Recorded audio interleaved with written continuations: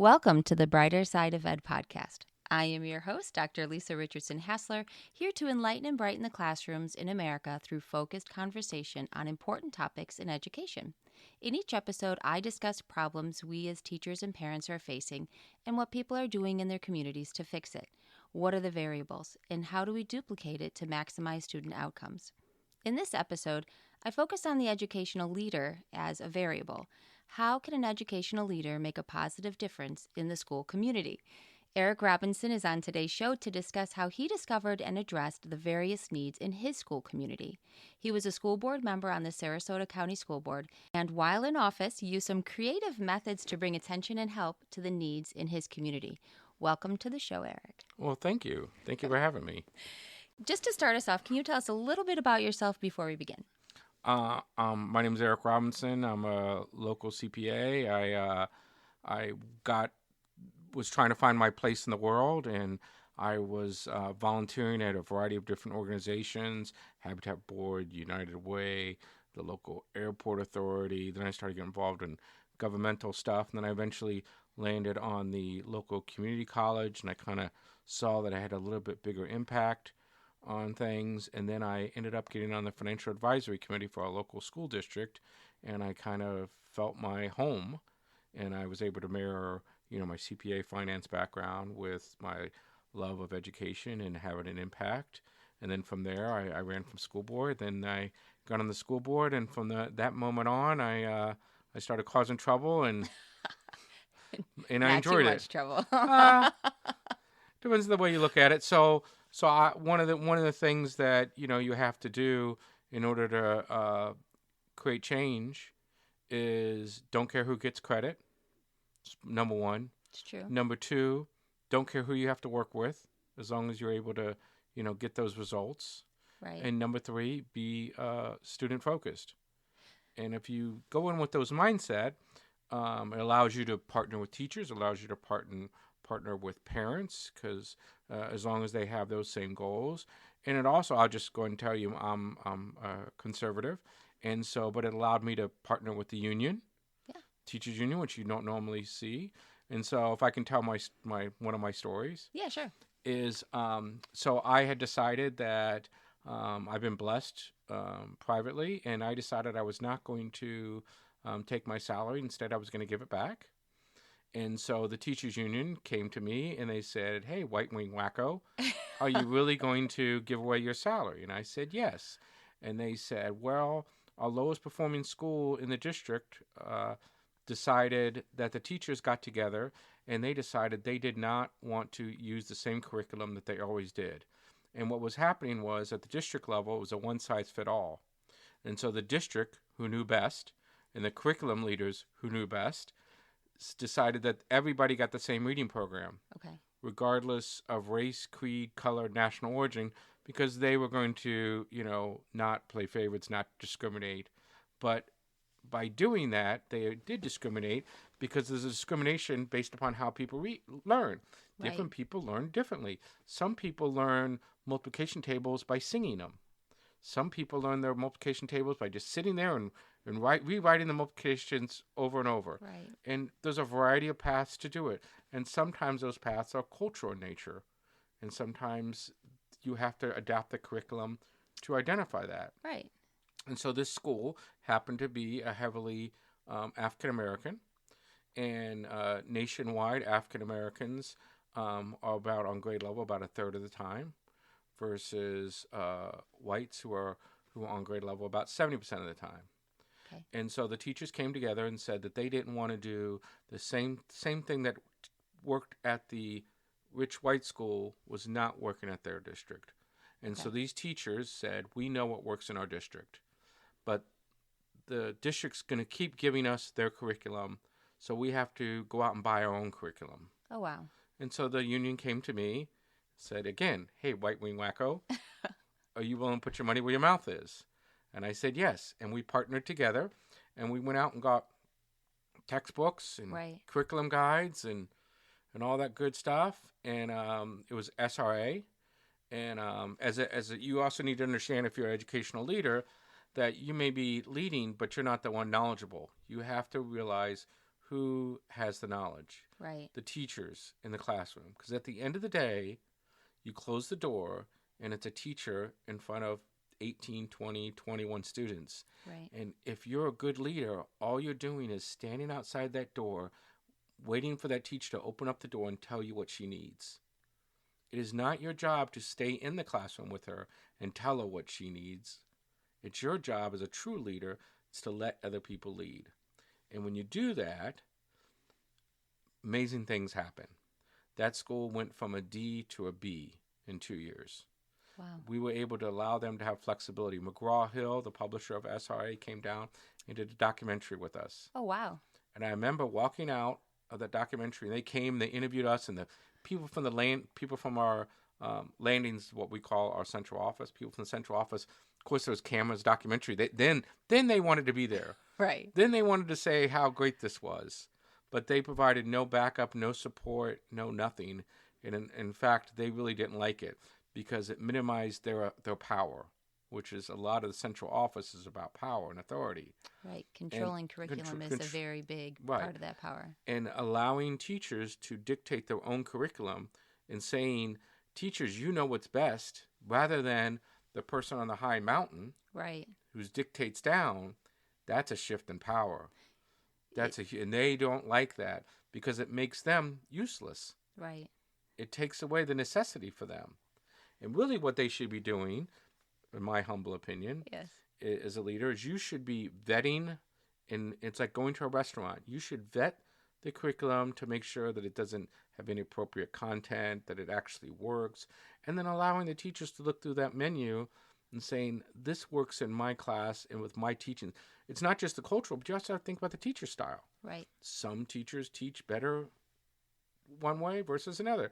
So when you mirror the culture of your students, the technique of the teacher, you can end up with a better end result. And that's the end of the day. That's what you need to be concentrating on.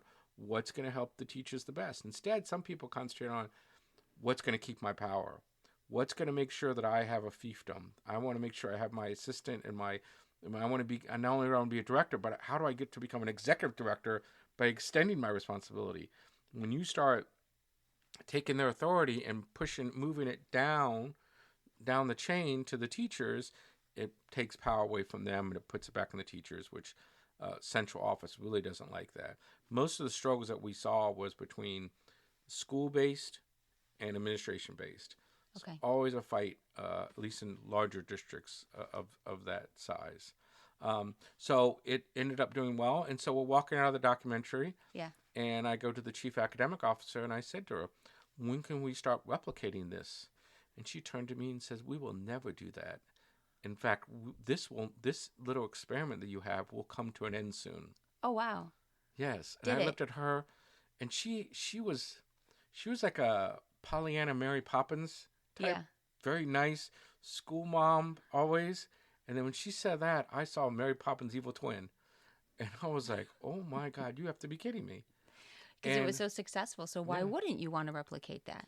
Well, absolutely. Because it diminished her role as the chief academic officer, because she's the chief academic officer and she decides what academics is the correct thing to do. So I decided, well, I'm an academic leader. I'm above her. I'm a school board member. Right. And so I pushed forward a policy that would allow each individual school to pick their own curriculum as long as it was on a state-approved curriculum list. Okay. And that is not how it had been happening. It had been happening was the district picked the curriculum and it got funneled down to everybody. Right. And so it got approved because it was hard to argue against that fact. Right. But then the superintendent famously said, the principals can pick whatever they want, but if they pick a curriculum that I don't support, they're fired. Wow. And so now, the principal of that school at that time shortly thereafter was no longer the principal of that school. Oh, okay. And the SRA was no longer being presented in that school, and the grade dropped. How long was that? I mean, how long did that impact last? Like, how long did you were able to fund that new curriculum and help that school? Was that like a 1-year thing, a 2-year thing? How long did that? So this whole story I just told played out over 2.5 years. Okay. the grades are tested every year, so Right. it takes 2 years essentially. So the teachers, when they had their meeting, they waited. It was the last day of school. Students were gone. They could do whatever they wanted, and then they all decided to meet in the media room, Okay. and that's when they hatched their plan to do this. So now They just didn't know how to do it. how to do it. And so they needed the support of people like the union and And people like you, people like me. right, educational leaders that are listening to their needs, Right. right? Right. And but at the end of the day, the power still resides at the end of the day with the people on the high mountain. And so And even though you were able to change that policy, it still never really went into effect when it came to our correct. Well, schools changing. And the funny thing is, able we to had change debates about, okay, how's the funding going to work? You know, if you tell somebody it's this, how do they get the funding for that? So we went through that whole process. Yeah. You know, well, if you said that their curriculum was going to be X dollars, then they should be able to take that X dollars and use it for their students. Right. And so we went through this whole rigmarole. I mean, it was how is this process going to work? Because it's not simple. Oh, we'll just let them do what you want. There's still accountability pieces. How do you make sure that they're doing a curriculum that's aligned with the tests? Right. You know, to testing the FSAs. So there's a lot of things that went into it. Simply, what you can't. I'm not trying to imply, well, it's all hands. You know, do whatever you want. It's a free for all. That's not what I'm trying to say. There has to be some constraints. There's some reason for administration. Yeah. But administration should be creating those guardrails, and the teachers should be in that race car, racing around that track, trying to get to where they need to go. And they should just provide these guardrails so they don't get off the racetrack. Right. But it shouldn't stop them from moving forward. Right. And basically getting to that end, right? Meeting that finish line and being successful. When I met people in the district who said, "Well, I'm responsible for all the curriculum," and and they were trying to brag about it. Yeah. And I just shook my head and I said, "That's sad," and they didn't understand what I meant. They were so proud of themselves. Right. I would have English teachers, so we have end of course exams. Okay. Here, where certain courses have end of course exams. So literature has an end of course exam. And so the end of course exam is Macbeth, is the test on Macbeth. But I had teachers coming to me and saying, I can teach better with King Lear. I can teach better with Romeo and Juliet. I can teach better with the Odyssey. Why do I can only teach Macbeth? Right. You know, as long as the kids are learning, you know, things about illusion and symmetry and all these kind of things, what's the issue here? End of course exams, unlike the FSAs are statewide, end of course exams are district-wide. Okay. And so their question was as long as we're given the autonomy here, why don't you give that autonomy from the district down to the school level? Right. And then we'll get all the literature teachers at each individual high school, and we'll come up and we'll decide what books work best for our school. Yes. Seems reasonable. Seems reasonable, but it was not, because somebody down in central office wanted to be the arbitrator of which book was the right book. So it's interesting to me that working within those constraints, you were able to look at the lens from a teacher to see how that policy affected the success of the students within the district. So like a voice of reason, someone that was kind of looking from the outside. So it was a great angle for you to be able to look at, and wonderful because when you think about policy changes, you were able to implement those policy changes. So one of the things I did besides I gave away my salary is I also did work days. Is that was this question, this thing here? Is that what we're going to talk about? Can I ask the question, or is you this can ask okay? I want you to feel, Dr. Hassler, I want you to feel like this is your podcast. No. Can we put your name on it? Thank you. You're large and in charge. But this was one of the questions. I'm wondering if this is what you're talking about. Okay, so when you're referring to the work days, is this while you were in office and you did those various jobs? You were doing, you were cutting grass, you know, on the weekends. I remember you were getting up really early, and then you were in the classroom and you had done some lessons there. You did bus ride-alongs, which not for the reason why many superintendents or principals will do bus ride-alongs when it comes to like something bad. It was, you were doing it so that you could see, well, I don't want to take away your rationale, but you were doing it for a very different reason. Yeah. Even serving lunch. Right, yeah. So one of the reasons why I did bus ride-along, one was to learn about transportation. Yes. You know, But one of the things is we're on uh, an order from the federal courts where African Americans are desegregated. We have a desegregation order from the 70s. Okay. And what that causes is kids in one group of neighborhoods are forced to be bused to a farther school because that school is predominantly white when they live in a predominantly black neighborhood. Okay. So that they don't go to a predominantly black elementary school, they end up getting bused to a predominantly white elementary school. Well, what happens is that bus ride could be 45 minutes, maybe an hour long, and both ways. That's exhausting for a child. That's exhausting. It really is. And so I wanted to be on that bus ride. Yeah, just to see what it was like. I want to see how exhausting it was. Yeah. Because it's one thing for a parent to tell you, and it's one thing for the people in the people in the administration to say, "Oh, it's not that bad." Right. Let me see how bad it is. I'm gonna go ride that bus, and I'm not gonna just ride it once, or twice, or 3 times. I'm gonna ride it multiple times from multiple different schools. Yeah. So I get the perspective. So when somebody comes and tells me about it, I'm like, "Oh yeah, I know that route. I've been on that route 4 times now."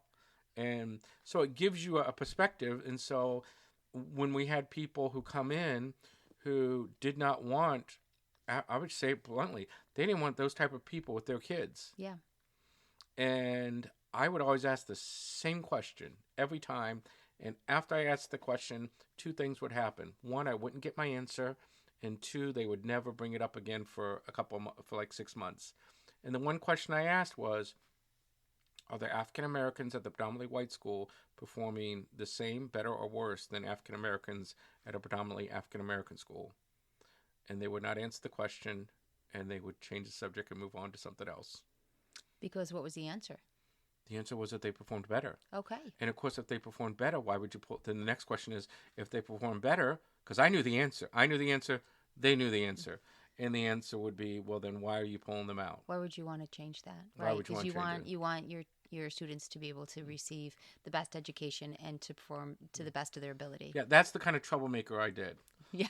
I'll tell you some of the other trouble. You want to hear about the trouble I caused? Well, before we do that, Okay. I want to say, okay, so no, you talked about the bus ride, but like, why did you mow the lawns, go to the cafeteria, do the teaching lessons? Why did you do you did various jobs? Yes, so I would challenge people. Okay. You think you have a tough job? Call me. I'll do your job. And so I had a lot of people who felt that nobody understood them. Nobody understood what they were doing. They would come with issues or problems, and people like, he's the guy who cuts the grass. I mean, I have a PhD. Why am I talking to this person? And it's like, no. If this guy doesn't cut the grass, there's going to be mosquitoes for the students. Right. They're not going to be able to play in the playground. I mean, everybody plays a role. Right. I mean, I did ditch digging, I did plumbing, I did custodian. And I can tell you as a custodian, I learned that middle school boys have bad aim. I just want to put it out there. I've lived with middle school aged boys, and I would concur. Yeah. I did obviously teaching jobs, cafeteria, but the support people was important because they were the unsung, invisible people. And the way I looked at the support people is when they're doing their job really, really well, you forget about them. Because it's like no one's doing it. It's like that. Because there's no problems. Right. Because the buses are running on time, cafeteria foods gets there, and it's just all automatic, and nobody even gives it a second thought of all the work they're doing on behind the scenes. When you come in your classroom every morning, it's all clean. It wasn't the Keebler elves who did that. And so I like doing the custodian jobs. Yeah. And so then what happened was because people forgot about them, people forgot about them. And so when people forgot about them, guess what happens?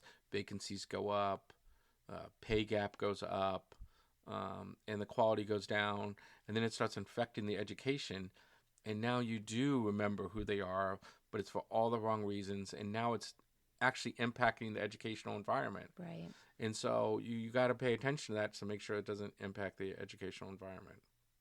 And so along those same lines, one of the things I caused trouble about was I believe that you can't pay people enough to make them happy. And so part of the pay gap and quality of life for teachers in particular is to make sure you show that you care. is make sure that you're understanding of their issues, and that if they believe that you care, that goes a long way to creating an affinity of cooperation and teamwork. And that just simply, if someone's miserable in the job, throwing money at them just makes them miserable at the job but getting paid more money. That is true. As I think empathy and being able to have open communication is very important because it builds that solidarity within that community.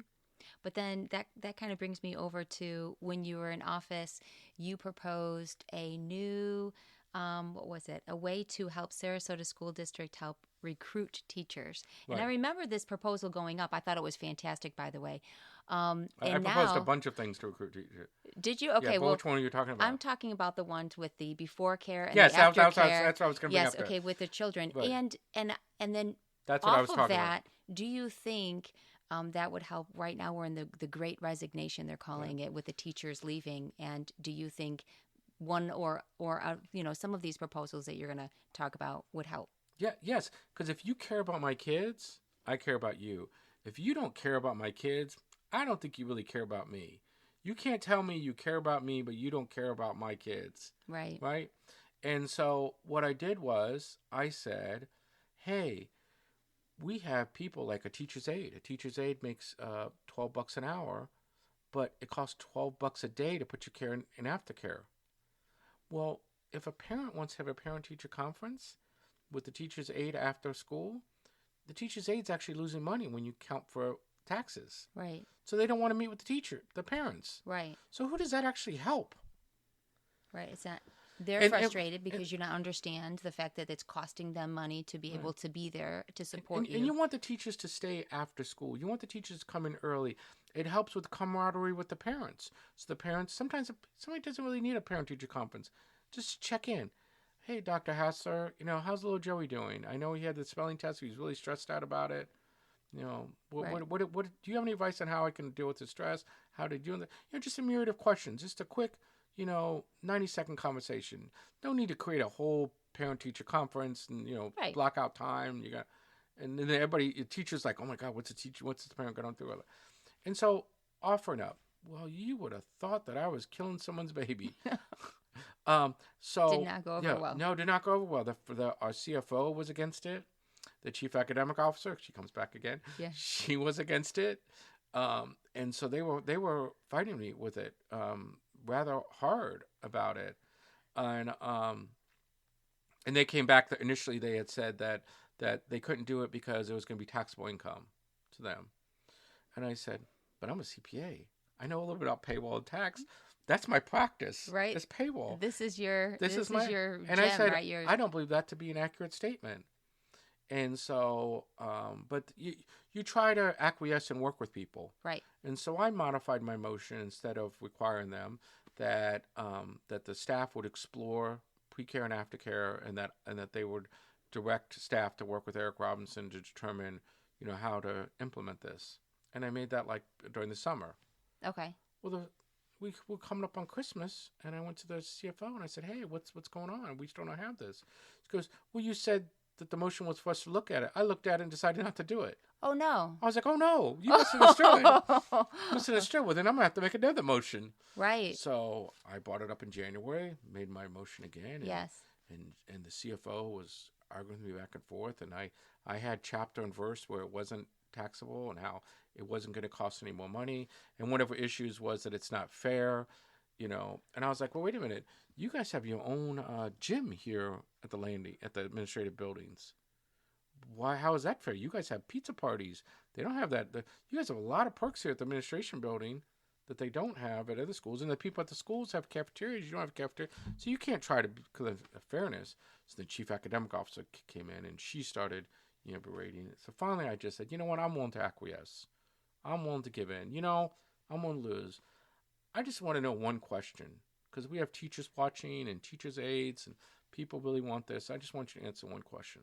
What's it like to be rich? I said, both of you guys make $185,000 as assistant superintendents. And so that's a pay that most teachers will never achieve. So if you can tell them what's it like to be so rich you don't have to worry about childcare, what's it like to have so much money that you don't care what happens to your children, if you could just answer that one question, it won't get them these people's childcare, but it gives them something to strive for, so they know what it's like to be so rich. Right. They How did that go over? They did not answer my question. Yeah, I don't think they would. No. And instead, they said, we will do this for 6 months trial. Okay. To see how this goes, and we're going to show you how much it costs, Mr. Robinson, and we're going to bring it back, and then you, Mr. CPA, are going to be able to determine whether you want to make this permanent. And I said, that'll be great, because one or two things are going to happen. Either one, not a lot of teachers use it, in which case it doesn't really cost that much, so who cares? Or two, a lot of teachers are going to use this. It's going to cost more money, but that means a lot of our teachers are using it, and then they want to use this. So I look forward to that 6-month report. Right. Do you know what happened? What? I did not get my 6-month report. Why? Because I came to it. I said, hey, what happened to my 6-month report? And you know what they said? Oh, we decided not to do that.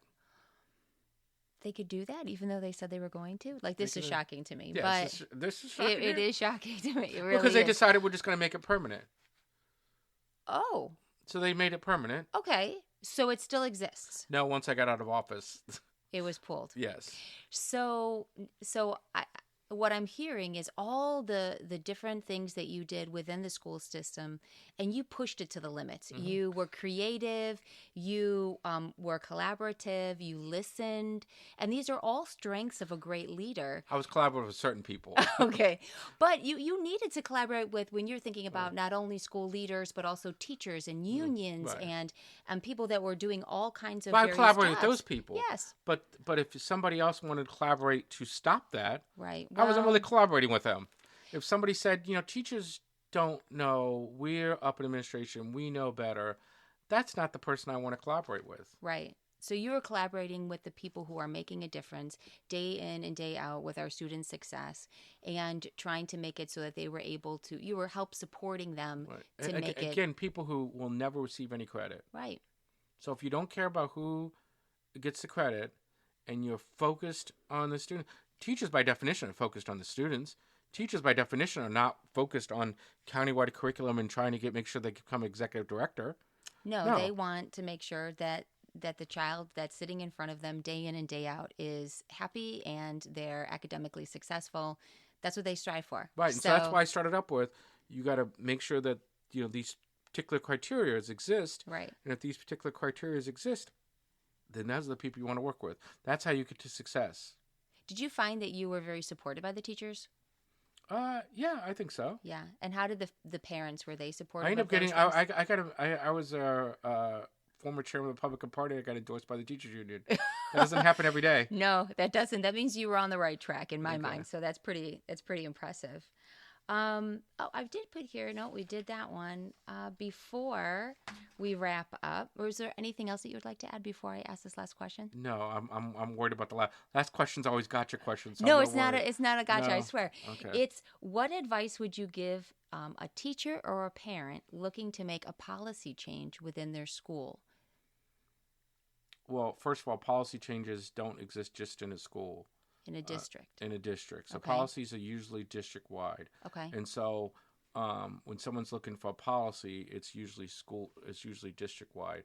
What I would say is go talk to people in private first. For that buy-in, that buy-in to get understanding. If you start at open the public, you've lost. So you need to have kind of more of a grassroots, people supporting you to say, yes, this is a good idea, bounce back and forth, what are the pitfalls? And the easiest to do is to get staff involved first. Oh, okay. Because if majority of the issues are driven by staff, like I was saying, it takes a lot of capital to fight with staff. And so when staff, leaves the station, they're on a train. And so, if you stand up in front of the train, sometimes you get run over, which I did, I'm no longer a school board member, so that's an example. But so it's best to try to work with staff initially. Okay. All right. And so I think that's pretty good advice, especially for a lot of people that are listening and they're thinking about, there are certain things in their schools like the daycare. And don't give up. That's so important. they try to wait you out. They see parents come and go, and so they can wait you out. They can ignore you. They can put you off. They can label you a nut. So consistency and go around, through, over, under. That person doesn't work, you go to another person. Is it hard to Yes. have a policy change? Yes. Yes. I think Yes. that you saw that because, there are policies that you put into play or tried to, and Hmm. you were met with some resistance. So that's The pretty more good advice. the more common sense it is, the harder it is to get that policy change.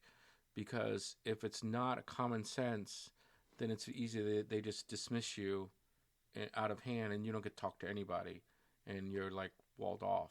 It's the common sense ones where they can't debate, where they have to like label you, and if they don't want to do it, those are the harder ones. The ones that make sense. I mean, the fights that are worth fighting, they're the hardest fights to fight. Okay, good advice. Thank you. All right. Well, so here is the call to action, and that is to find out what problems are in your school system and be the voice for change through policy. It's a grassroots effort with this one, for sure. And it is my hope that educational leaders, teachers, and parents be a part of a policy solution to change the educational system in America. Thank you, Eric Robinson, Thank for you, Dr. taking the Hassler. time to join me today to discuss the importance of policy in our education system and how educational leaders, as we as individuals, can impact policy change. That's really good right off the top of your head. Yeah. In our next episode, Dr. Carla Sparks will be joining me to discuss the difference she's making in teachers at the university level and how her book, Be the Manatee, is a guide to change. Now, if you have a story about what's working in your schools that you'd like to share, you can email me at drlisarichardsonhassler@gmail.com or visit my website at www.lisarhassler.com and send me a message. It is the mission of this podcast to shine light on the good in education so that it spreads, affecting positive change in schools. So let's keep working together to find solutions that focus on our children's success.